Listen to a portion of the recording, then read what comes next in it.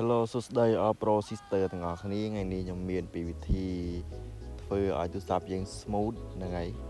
លេងកម្មវិធីក៏ smooth ដែរហើយយើងលេង game ក៏ smooth ដែរអញ្ចឹងជាដំបូងយើងចូលមកកាន់ setting ក្នុងទូរស័ព្ទយើងមក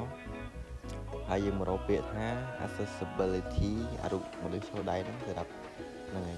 ហើយអូរកពាក្យថា mode ហ្នឹងហើយចូលកន្លែងហ្នឹងមកនេះលើ2ហ្នឹងយើងចូលមកដំបងគឺវាអត់មានបើកចឹងទេតែនឹងខ្ញុំបើករួចហើយយើងចូលមកដំបងឃើញបិទចឹងហ្នឹងហើយគឺវាបិទចឹងហើយនៅខាងបើកវាទាំងពីរមកបើកវាទាំងពីរមកអស់នេះ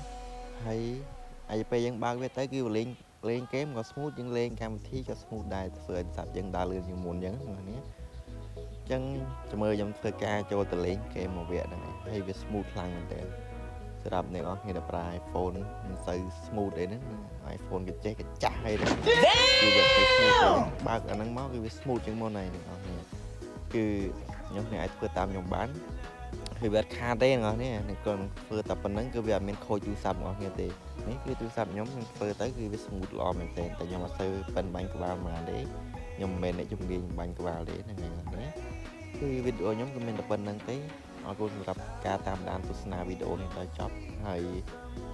មុននឹងបញ្ចប់អ្នកនរគ្នាកុំភ្លេចជួយចុច like Subscribe และសញ្ញាកណ្ដឹងម្នាក់មួយផងដើម្បីទទួលបានចំណេះដឹងថ្មីៗ